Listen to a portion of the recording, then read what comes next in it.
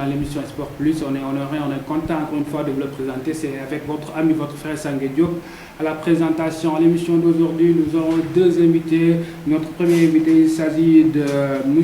Ousseynou Diawara, qui est le vice-président de la CQRP de l'ODCAV de Thiès, mais aussi il porte une double casquette. Il est aussi président de la section de football de l'Union sportive de Rail, en même temps aussi président de la zone EA. Nous allons évidemment parler des navétanes cette année, mais nous allons parler aussi un peu de l'Union sportive de Rail. Notre deuxième invité, il s'agit de Pape Oumar Fall, l'attaquant de Teungueth FC. Il nous a fait le plaisir de nous rejoindre sur le plateau.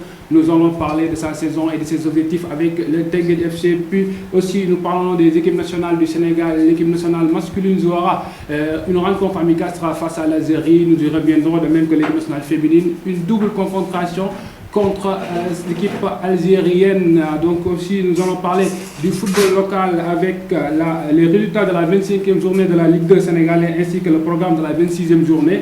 Le programme de la 24e journée aussi de la Ligue 1 sénégalaise nous attendra au cours de notre émission. Et puis, pour terminer, ne ratez surtout pas la rubrique de Bart Rosélie qui va revenir sur les tours de stade pour vous donner les résultats d'handball, de basketball, mais aussi des infos. Mbokk yi mbégte ak contentement la ñu am saa su ne di leen dalal seen plateau bi nga xam ne moom mooy Sport Plus mu jotaay bi ñëw lépp li nga xam ne moo ci tàggat yaram. Donc tey dama mbégte ak contentement dalal ki nga xam ne mooy Moussa Diawara wax nañ ko léegi, donc dañ koy bàyyi mu présenté wu waxtaan ak suñu mbokk internautes ak téléspectateurs yi ñuy seetaan. Monsieur Diawara ñu lay dalal suñu plateau ñu bàyyi la nga nuyoo. Merci beaucoup monsieur Sangue. Donc di nuyu auditeur RTT yëpp ak le monde sportif. di nuyu aussi Pape Oumar Fall mi ma bokkal plateau bi. Donc comme ni nga waxee c'est Ousseynou Diawara, président de la section de football de l'Union sportive du Rail, mais aussi premier vice-président chargé de la CQRP bu ODCAV de Thiès, en même temps président de zone 1A. Donc mu ngi noonu daal. mbégte ak contentement la ñu am saa su ñu ko dalal suñu plateau ngeen gis donc double casquette bi nga xam ne am na ko mooy ci wàllum football bi, mais donc à ma droite joué ki nga xam ne moom mooy Pape Oumar Fall, muy l'attaquant de Teungueth FC aussi, qui nous a fait l'honneur de nous rejoindre sur le plateau. Donc Pape Oumar Fall, merci de répondre à notre invitation. ñu lay bàyyi nga nuyoog suñu mbokk téléspectateurs yi lay seetaan. Salaamaaleykum wa rahmatullah. Merci Sangue, maa ngi lay nuyu bu baax di nuyu président waaw di nuyu téléspectateurs yëpp waaw di rafetlu invitation bi waaw di wax ni ñu ngi dal jàmm alhamdulilah. ok mbokki téléspectateurs yi ñoo ko gisandoo ñu war a am di nga waxtaan bi nga xam ni dina yaatu loolu ci wàllum football. Donc devait ma tourner vers li nga xam ni moom mooy monsieur Diawara, comme ni ñu ko waxee woon sànq, mooy premier vice-président de la CQRP, de l'organisme de l'exécutif départemental des coordinations des activités de vacances, muy l'ODCAV de Thiès. Tey jii donc ñu ñëw ci nga xam ne moom mooy ODCAV tey ñu war a dëmmal saison bi, sachant que saison daaw bi amoon na donc ay perturbations yu bari. Tey jii ODCAV lan la prévoir tey pour saison wu ren bi pour mu dérouler aussi dans de très bonnes conditions. Merci beaucoup. Donc ODCAV comme ni mu koy defee chaque année, donc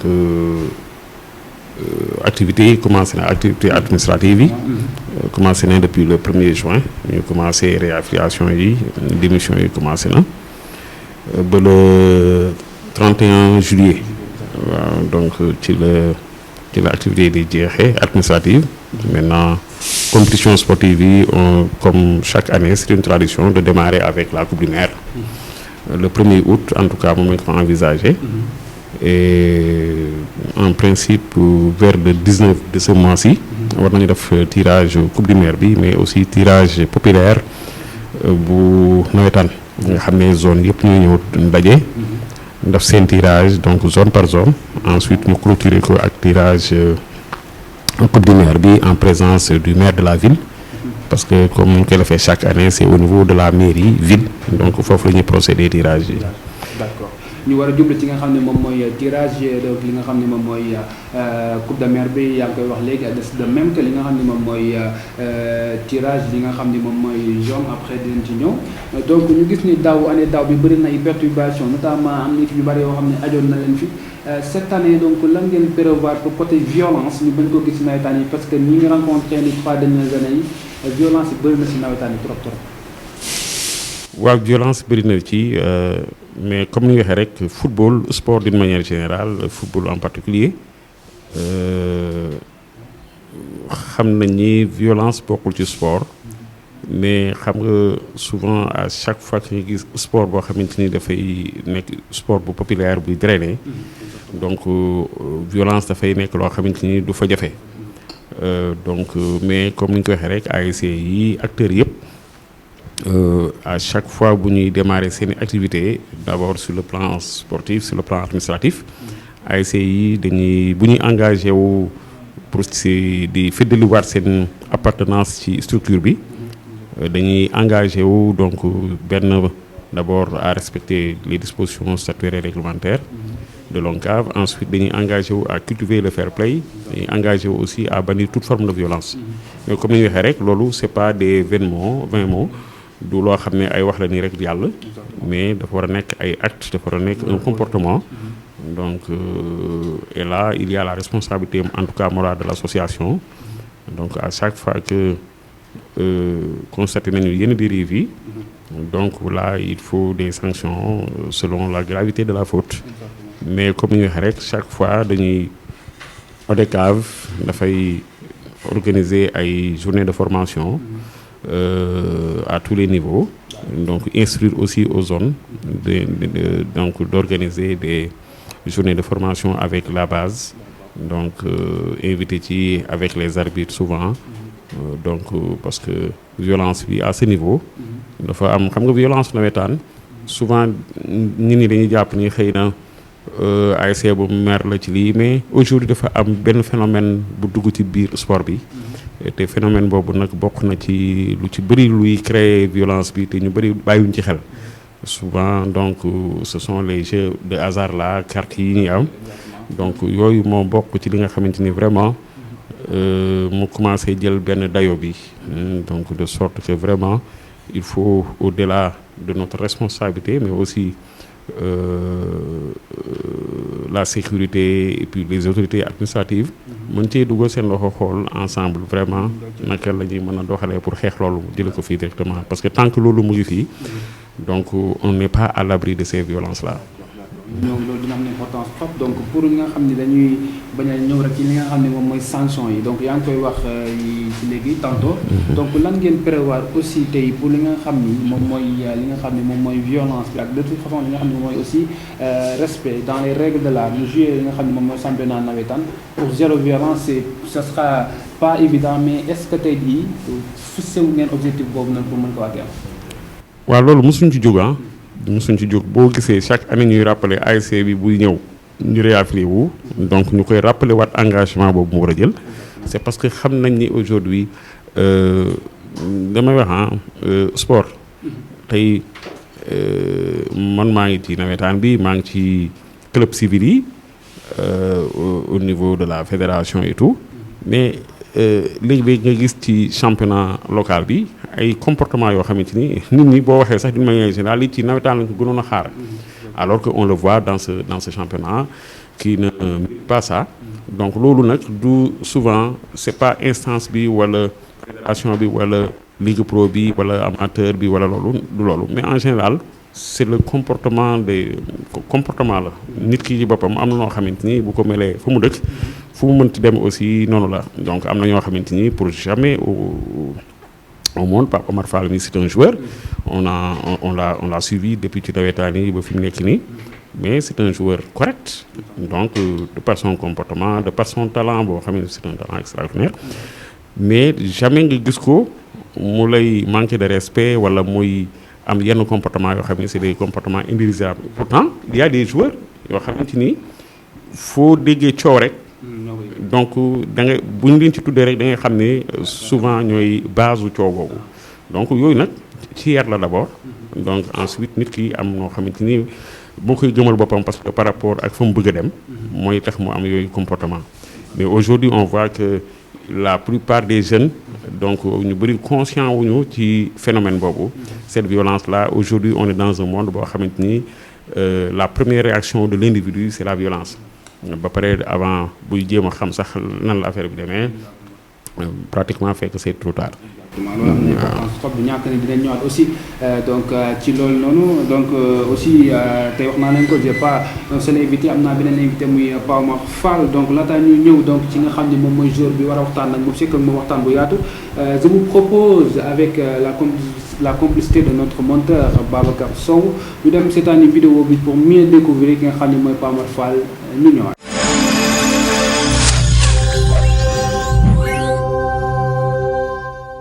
Pa Omar Fall, un joueur qu'on ne présente plus. Le natif de Thiès aligne différentes palettes techniques, une détente verticale hors du commun, une facilité au niveau des passes, mais aussi un véritable chasseur de but. Le joueur a démarré sa carrière du côté de l'Avenir Football à Diamaguène en petite catégorie, puis il va rejoindre le Waldan FC en catégorie cadette, très rapidement surclassé au niveau des seniors où il va même jouer en tant que titulaire. En 2019, il va connaître le Stade de Mbour dont il va jouer une saison.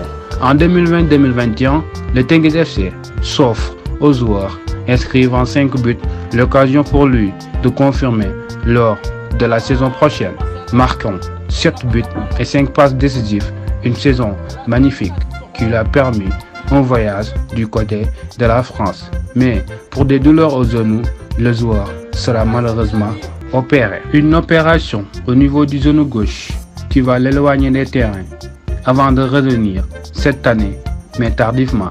Le joueur va suivre une réduction au niveau de son genou et commencer à s'entraîner dès la 7e journée. Puis, il a commencé à grignoter quelques minutes avec son coach. C'est seulement durant la deuxième partie de saison qu'il a repris sa place. Il a même marqué 3 buts et offrir 2 passes décisives. Une saison qui a été certes difficile, mais le joueur, en tant que compétiteur, reste persuadé, dynamique et déterminant en vue d'offrir le meilleur au Teungueth FC.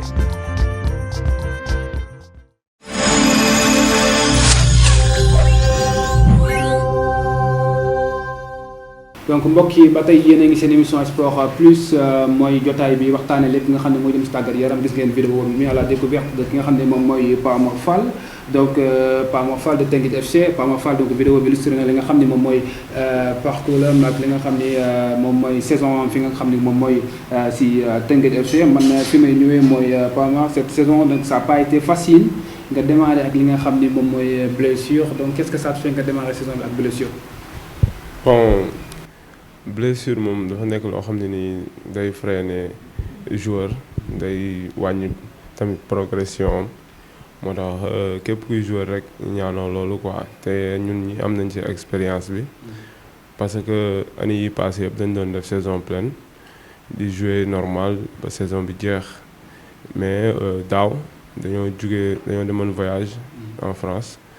Après ci voyage boobu si lañ jëlee benn blessure après mu obligé ñu ñëwaat après def IRM gis ni dafa am benn problème ci genou bi mu laaj ñu def intervention après ñu def ko en mois de mai après bañ ko defee ci lañ passé opération bi après nekk ci rééducation bi même période yi équipe yi di dugg hivernal ñun ñu ngi nekk ak médecin privé mu ñuy defal rééducation ba début championnat bi ci phase aller yi ñu ngi continuer suñu rééducation kon li nga xam ne mooy blessure moom yaakaar naa xam naa si dara quoi te nekkul loo xam ne nii joueur da koy ñaan waaw aussi tamit nekk na loo xam ne nii xaw na retarder suñu évolution ci année bii nii parce que boo xoolee ci phase retour yi lañ gën a commencé jàpp suñu rythme tamit di gën a def li nga xam ne moom lañ ñuy xaaree mooy marqué des buts quoi.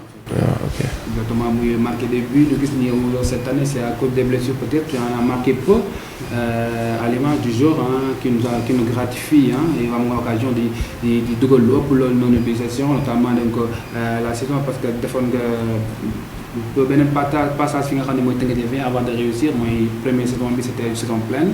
bi nga xam notamment tu as été même buteur lors de la coupe des champions africaines donc tey ñu ñëwaat fi nga xam ni fa la saison bu toll ak objectif yi nga xam ne moom la Teungueth FC envisagé tey jii est-ce que pas mën nañu wax Pa Omar Fall est fier bi nga xam ne mooy saison cette année.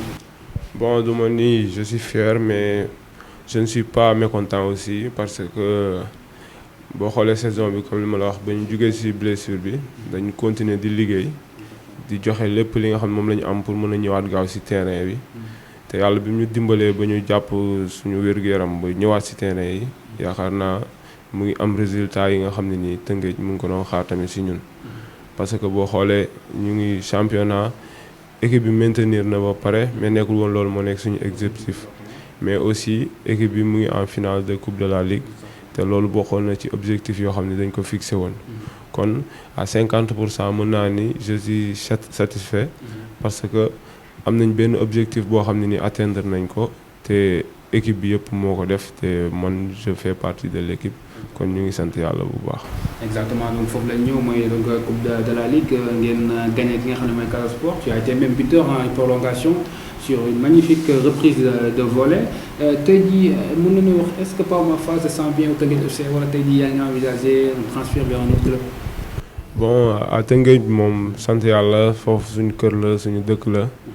mu ngi mel ni maa ngi damay sentir mel ni ku nekk Thiès rek su ma nekkee Teungueth mais képp kuy joueur rek tu vises beaucoup plus loin que ça dañuy ñaan yàlla dimbali ñu fin saison ñu am contrat yu gën a baax génn pourquoi pas dem à l'extérieur waaw continuer suñu évolution ak suñu progression foofu quoi. Voilà donc kooku mooy ki nga xam ne mooy Pape Oumar Fall donc waxoon nañ ko suñu début sommaire donc Ligue nationale masculine jouera un match de préparation le 12 septembre au stade de Maître Abdoulaye Wade de Diamniadio. Sera face aux Fennecs de l'Algérie, l'occasion pour le sélectionneur Aliou Cissé de bien évaluer son équipe en vue de la Coupe d'Afrique des Nations 2024 qui se déroule en Côte d'Ivoire, mais aussi l'équipe nationale féminine, les coéquipières de Korka Fall aussi joueront donc une double confrontation contre l'Algérie le 14 et le 18 juillet. Ce sera au stade Lat Dior de Thiès pour l'occasion aussi de préparer le premier tour qualificatif pour la CAN féminine qui se jouera le 18 et le 26 septembre en aller-retour. C'est contre le Mozambique justement pour ce premier tour qualificatif de la CAN donc féminine. Ñu ñëwaat ci nga xam ne moom mooy monsieur Diawara qui moom man la koy fàttali ko mooy premier vice-président du CQPR bi nga xam ne moom mooy ODCAV, de même que donc président zone 1A, de même que aussi président de la section de football de l'union sportive de Rail. Tey donc dañuy ñëw ci li nga xam ne moom mooy club thiessois di Rail. Cette année ça a été difficile, l'équipe a avoisiné la montée mais malheureusement ça ne s'est pas fait. Est-ce que vous êtes donc déçu de cette année pour l'union sportive de Rail? Oui, on est plus ou moins un peu déçus, hein? Donc parce que notre objectif donc basé sur 2 ans. 2 ans là ñu objectif pour la montée. Donc en tout cas moom la ñu assigné le staff technique bi ñu mettre en place, dirigé par Ibrahima Sori Sidibé avec son équipe. Donc bi ñu defee sunu assemblée générale ba pare donc ci la ñu désigné donc le staff technique dirigé par Badara Ndiaye qui est le directeur technique avec l'entraîneur Ibrahima Sori Sidibé avec tout son staff. Donc objectif bi ñu leen assigné c'est vraiment dans ces 2 ans-là faire monter l'équipe en pro. Donc pratiquement boo xoolee saison ren bi dans l'ensemble on a fait un bon championnat. Donc on est classé 3e. Donc malheureusement premier bi rek mooy dem en Ligue 1. Donc mais sur le plan sportif en tout cas peut-être li tax yéeg bi pratiquement en tout c'est pratiquement au début du championnat où on tardait à asseoir une équipe parce que période boobu période nawetaan bi la te pratiquement la plupart de nos joueurs période yi ñuy football fekk te duñu Rail du xëccoo ak équipe nawetaan yi parce que nous à chaque fois qu'on joue même bu ñu amul suñu équipe type en tout cas dana yóbbu équipe et souvent les joueurs am na ci ñoo xamante ni ils préfèrent rester au Rail, am na ñoo xam ni ils préfèrent bon dem fële parce que il y a un poids psychologique seen ASC di teg souvent donc pression parce que jox nañ leen xaalis et cetera. Bon mais nous on a jamais eu à faire ce choix-là pour dire que voilà imposer aux joueurs non tu viens comme la plupart des clubs le font. Donc boo xoolee cette contre-performance peut-être foofu la nekkee au début du championnat où on a concédé beaucoup de nuls. Mais booy xool dans l'ensemble on a fait 22 matchs de championnat où on a enregistré 11 matchs nuls, 9 victoires et 2 défaites. On n'a que 2 défaites et 2 défaites à domicile. On n'a pas de défaites à l'extérieur. Donc ça c'est des avancées. Donc 2 défaites yi ñu am à domicile. Équipe bi ñu dóor si raay da leen a fekk dóor leen. Donc que ça soit le premier qui est Renaissance Sportive de Yoff mu ñu dóor fii aller 1-0. Au retour aussi on l'a battu à Dakar 1-0. Égypte fii mu dóor fii retour mais à Gaï ñoo ko fekki. Ce sont les 2 seules défaites que nous avons enregistrées dans le championnat.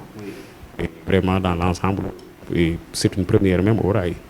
Donc d'avoir joué tout un championnat, enregistré que 2 défaites et on n'a pas de défaite à l'extérieur. Ça c'est bien, ça c'est bien. On n'a pas de défaite à l'extérieur. yaa ngi wax sànq tout à l'heure li nga xam ne moom mooy donc pour parler bi nga am seen diggante ak équipe nawetaan parce que équipe nationale nawetaan effectivement dañuy fay joueurs yi donc le chef d'entraînement tey jii est-ce que tey jii moyens yi ñu ngi raay parce que bu fi moyens yi nekkoon dëgg-dëgg yaakaar naa donc joueurs yi du ñu am à choisir entre leurs ASC ak li nga xam ne moom mooy Union Sportive de Rail côté moyens comment vous vous débrouillez? Bon, on se débrouille nos propres moyens parce que xam nga US Rail c'est le club mythique de la ville de Thiès. Donc loolu du ñun ñu fi nekk ñu ñoo ko def wala ñoo ko kii loolu daf ñu dépassé sax quoi. Il fut un temps où l'US Rail avait le chemin de fer derrière, donc daan ko soutenir, daan ko subventionner à l'ordre de 30 millions par saison. Donc les joueurs étaient logés, nourris, ils étaient payés. Donc l'entraîneur ensuite jël leen chemin de fer ñenn ñi ñuy liggéey foofu. Donc maintenant depuis 2003 il y a ce sevrage brutal des subventions. Depuis 2003 aujourd'hui on a plus jamais perçu de subventions. Et donc club bi li muy dox li muy dund lépp ce sont les membres qui font vivre le club. Parce que le Rail c'est un club pluridisciplinaire boo xamante ni dafay def football, basket, handball, athlétisme. Donc c'est pas facile. Mais nous avons opté de continuer dans ce sens parce que ñun loolu lañu hérité. Demain d'autres vont hériter le club. Donc on n'a pas le droit de faire lâcher une section au bénéfice d'une autre section. Mais ñun ñëpp xam nañ ni football bi mooy locomotive bi. Waaw football bi mooy locomotive. Il faut que football bi dox pour que maintenant ñu mën a kii. Maintenant on a au-delà de ça on a des projets pour le club parce que xëy na Rail bu njëkk bu fekkoon ni jamono bi ma lay wax ni chaque année chemin de fer jox la 30 millions bu fekkoon ni peut-être dirigeants yi fi nekkoon à l'époque amoon nañu clairvoyance ba mën a investir dans le long terme. Peut-être donc tey ñiy hérité club bi du ñu am problème boobu. Donc aujourd'hui on a eu la chance d'avoir à la cité Ibrahima Sarr ex-Belabé un logement qui fait environ 2000 à 2500 mètres carrés où nos joueurs donc se regroupaient là-bas, passaient la nuit là-bas. On a un terrain de football. Donc maintenant ça fait partie de nos projets où on veut viabiliser ce terrain. Tey jii si on parvient à aujourd'hui par rapport à notre projet faire du terrain de l'US Rail du gazon synthétique. Là ça pourra à l'avenir nous donner des moyens donc capables d'assurer en tout cas cette survie du football. Et il le faut. Aujourd'hui les clubs ont besoin de moyens donc pour mën a dem et malheureusement Thiès que ça soit muy Rail wala yeneen club yëpp ñoo ci bokk yam donc c'est extrêmement kii on est fatigué, on n'a pas d'appui donc de subvention au niveau des collectivités locales ou bien de certaines personnes ressources yoo xamante ni mën nañu jàppale club yi wala orienter leen à travers les sociétés, les entreprises qui sont là dans le cadre du RSE pour jàppale en tout cas ci niveau boobu jàppale club yi parce que club moom loolu ci mën a wax rek club société la club entreprise la. donc waaw donc ci point boobu dañ ci ñëwaat donc laataa ñuy continuer rek dañ leen doon li nga xam ne mooy les résultats de la 25e journée de la Ligue 2 sénégalaise ki nga xam ne moom mooy Thiès FC dafa def match nul ak Amitié Football Club on dit partout Dakar Université Club a été battu par le Port Autonome de Dakar 2-1, mais le Port Autonome de Dakar est relégué malheureusement. Donc Walidane 0 but, Mbour Petite Côte 1, Diamono de Fatick qui bat Agel 1-0. Incidence sur le classement, vous allez le voir tout à l'heure. Oslo, donc Keur Madior qui allait vaincre Oslo 1-0, HLM de Dakar. Un but Ndiambour 2 fi nga xam ne mooy Demba Diop ak Union Sportive de Ouakam ndam dikul un but partout. Ci classement bi ñu gis ni ki nga xam ne moom mooy Diamono de Fatick victoire bi ñu am ci kanamu Agel de Rufisque moo tax Diamono de Fatick devance ki nga xam ne mooy Union Sportive de Ouakam de même que le leader Agelois qui est à 41 points, le Diamono de Fatick est à 43 points. Oslo qui est à la 4e place avec 36 points, Thiès FC qui suit Walidane respectivement 34 points pour la Thiès FC et 32 points pour Walidane. Amitié à la 10e place avec 12 points, Keur Madior et Port qui ferment la marge respectivement avec 27 points et 24 points. Ñu ñëw ci le programme de la journée prochaine donc ki nga xam ne moom mooy Amitié FC dina donc laale ak HLM de Dakar sur le stade de Maniang Soumaré à partir de 17h. Ndiambour dina laale Oslo face stade Fodé Wade.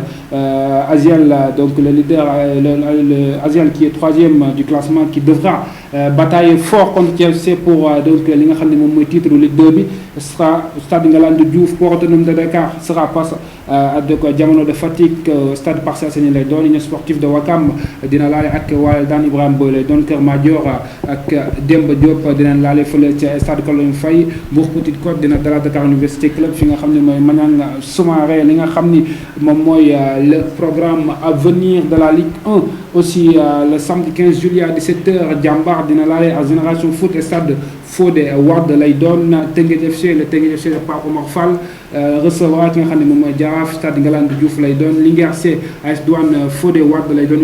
Union Sportive de Gorée Guédiawaye C Bamar Diop lay doon.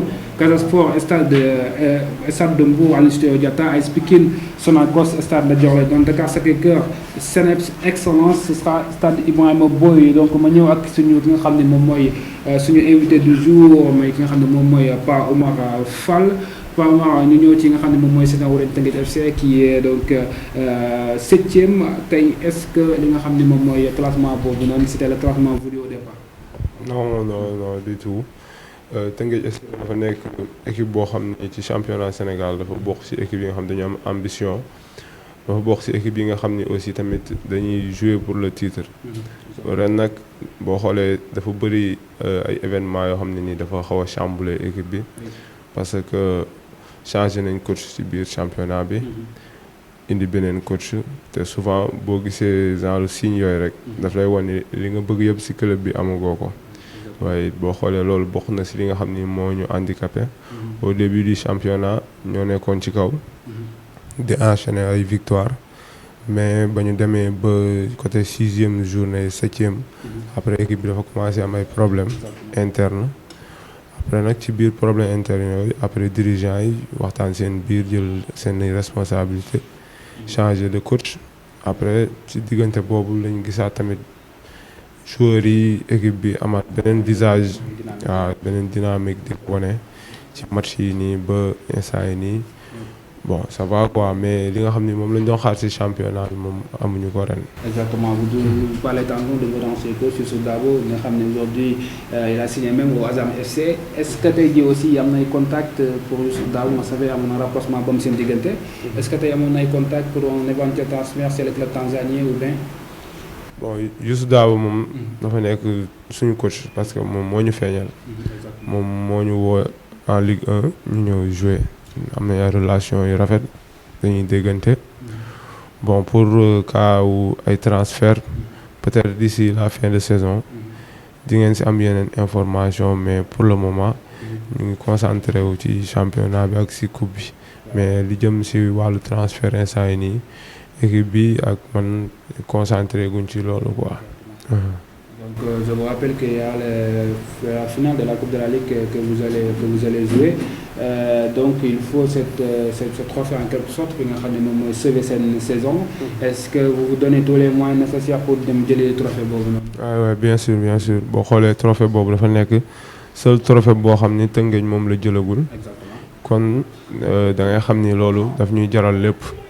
te lépp li nga xam ne nii war na pour ñu mën ko préparer. équipe bi ñu ngi koy def président bi mu ngi koy def en même temps match yi nga xam ne moo ñu dese en championnat tamit ñu ngi ciy dem à fond ñu ngi ciy concentré parce que mënoo viser pour jël championnat nekk 7e place waaw mais 3 matchs moo ñu dese dinañ ko jouer à fond fexe dem le plus haut possible après nag ñu concentré aussi li nga xam ne mooy final bi nga xam ne moom moo ñu dese contre Stade de Mbour. Exactement donc on vous souhaite tout le bien bi nga xam ne moom mooy final boobu noonu contre Stade de Mbour donc l'émission qui commence à tirer à sa fin dañuy ñëwaat ci nga xam ne moom mooy monsieur Ousseynou Diawara concernant li nga xam ne mooy Union Sportive de Rail yaa ngi koy wax manque de moyens boobu noonu tey jii Thiès doog na donc région bi nga xam ne tey jii pour trouver li nga xam ne moom mooy les sponsors c'est très très difficile milieu médiatique milieu sport lépp. Est-ce que tey jii donc mettre ngeen ay choses en place pour aujourd'hui attirer les sponsors pour ñu ñëw jàpp ci Union Sportive de Rail. oui donc saison bii di ñëw incha allah xam naa saison buy teel a commencé lay doon donc am nañ ci yaakaar ni dès le mois d'octobre dina commencé bon bien qu'on a terminé la saison mais sur le plan sportif mais sur le plan administratif donc nous on continue nos activités parce que par rapport ak objectif bi ñu fixé et certainement le championnat va démarrer tôt parce que il y a d'abord la Coupe d'Afrique au mois de janvier mais aussi il y a les élections au mois de février certainement au mois de mars pour les deuxièmes tours pratiquement on risque de juste après décembre rester 2 à 3 mois sans jouer donc si on n'anticipe pas pour démarrer tôt ça risque de créer des problèmes ultérieurs mais pour ce qui concerne en tout cas l'US Rail donc ñu ngi ci liggéey bi donc parce que on veut avoir des ressources nécessaires des moyens donc qui nous permettront vraiment d'atteindre notre objectif donc parce que tant soit peu cette saison ren bi vraiment il y a eu une bonne organisation à tous les niveaux donc une équipe compétitive un bon staff donc avec une commission féminine dynamique, une commission médicale donc gérée par des femmes et qui ont tout au long du championnat accompagné l'équipe de football donc durant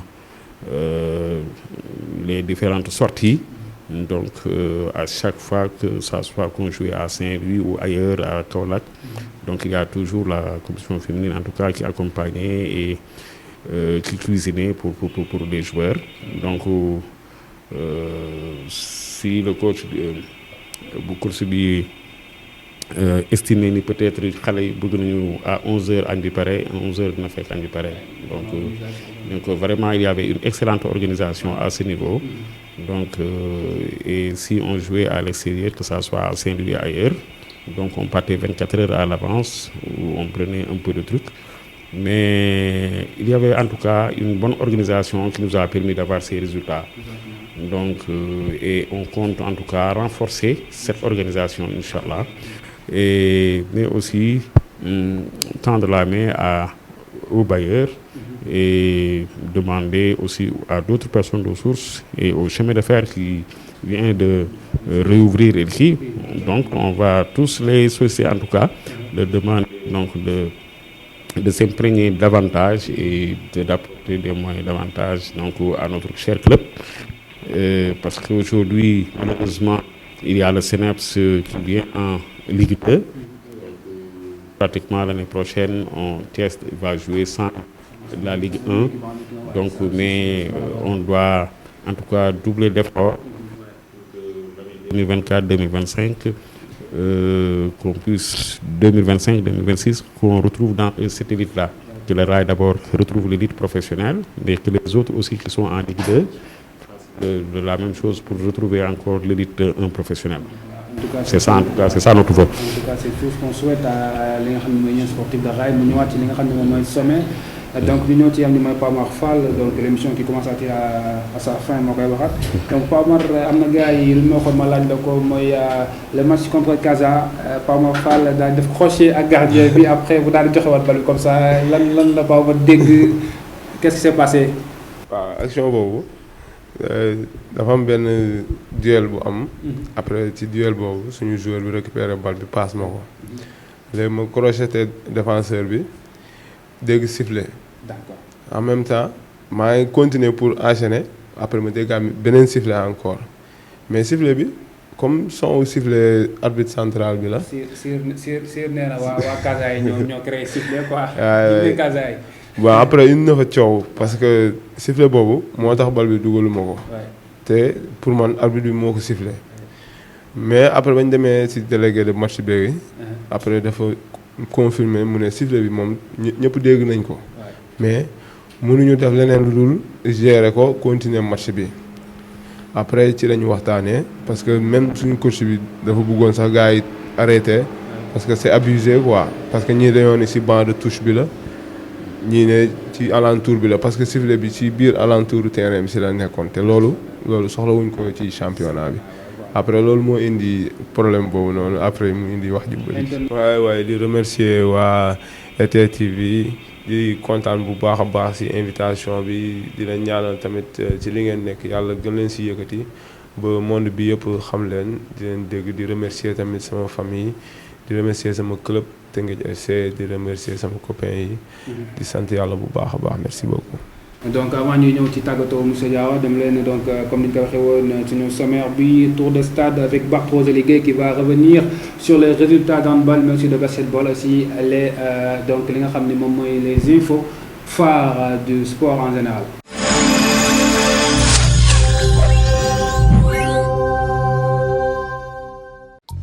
Bienvenue, c'est toujours avec un plaisir, moi Berthoz Ligue, de vous présenter votre calendrier sportif dans votre rubrique Tour des stades. Nous allons vous donner les scores suivants de cette semaine avec le Duc, l'AS Ville de Dakar, l'UGB ainsi qu'à l'AS Douane qui ont fait des résultats satisfaisants. Nous allons le débuter avec Dakar Université Club qui a mené un score de 59-50 contre l'Union sportive de Ouakam, un score avec un différent de 9 points.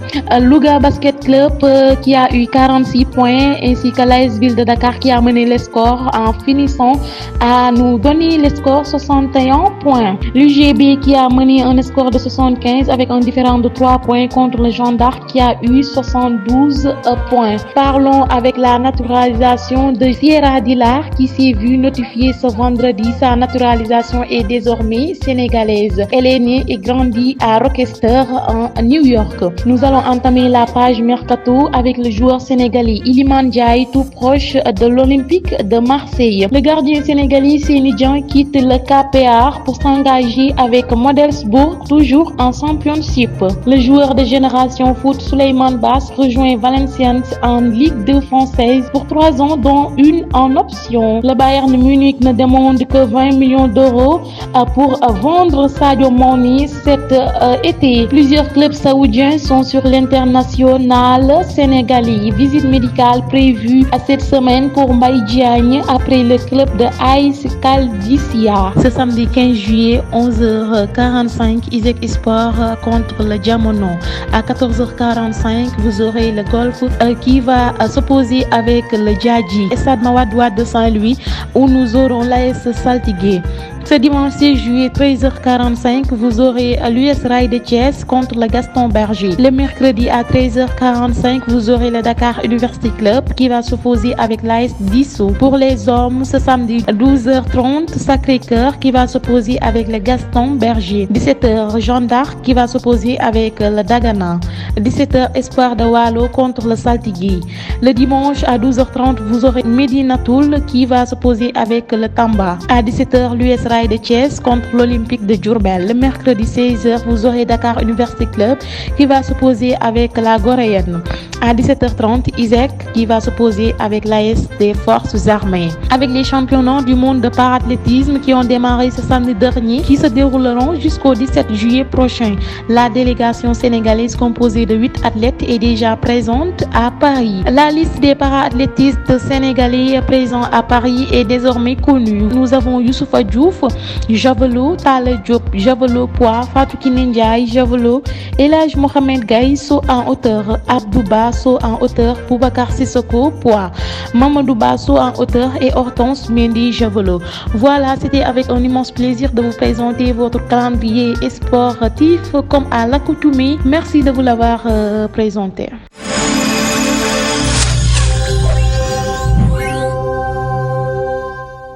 Gis ngeen li nga xam ne moom mooy la magnifique voix de Barthe Rosalie Gueye qui donc nous fait plaisir donc de nous présenter Tour de Stade à chaque fois. Donc monsieur Diawara, l'émission tire à sa fin, ñu bàyyi la nga tàggoo ak suñu mbokk téléspectateurs yi donc mot de la fin aussi. Bon, d'abord leen remercier ci opportunité bi ngeen ñu jox donc pour ñu waxtaan ak le monde sportif d'une manière générale mais ak internautes yi yëpp. Di remercier vraiment la radio-télévision, la télé des artisans, donc la télé des artisans, mais des sportifs aussi. Donc, machallah. Donc, et on aura besoin donc de vous pour le développement du sport, en tout cas au niveau local. De votre présence aussi de nous permettre, actuellement, sport moteur faut ramener. Équipe yi jeunes yi dañu soxla vraiment ñu leen gis donc cette visibilité là et on a besoin donc de cette télévision locale là auprès de nos rencontres et de tout ça là. Je crois que dina bokk ci bi gën a yongal affaire bi mais aussi demander aux Thiessois d'une manière générale vraiment ñu gën a jàppale sport bi football bi particulièrement en tout cas le rail dans la main à tous les Thiessois wax leen ni vraiment soxla na que tous les Thiessois dugg ci seen loxo pour que vraiment saison 2023-2024 bi nekk saison bi nga xamante ni saison bu mucc ayib la pour tous les clubs de Thiès mais particulièrement pour l'US Rail qui certainement inchallah voudrait atteindre en tout cas la ligue professionnelle. Exactement. En tout cas, bien des choses apparemment folles et merci de répondre à notre invitation de même que monsieur Seynou Diawara. Donc aussi ñu ngi koy remercier bu baax donc ci wuy di bu mu ñu wuy di donc mënuma terminer aussi ça donc remercier li nga xam ne moom mooy suñu caméraman ku ci mel ni Doudou ak ku ci mel ni Maladji sama copain donc da mel ni les monteurs Babacar Sow ak képp ki nga xam ne équipe technique bi nga xam ne jàpp na ci li nga xam mooy réalisation émission bi donc service commercial le 769 69 54 le 769 69 54 boo ko wootee di nga jot nguy faam la li ngeen mu dalal la wax la ni nga war a def pour bokk ci li nga xam ni moom mooy sponsor Sport Plus. Donc c'était votre ami votre frère Sangue Diop à la présentation de l'émission Sport Plus. Donc on se donne rendez-vous pour un prochain numéro inchallah.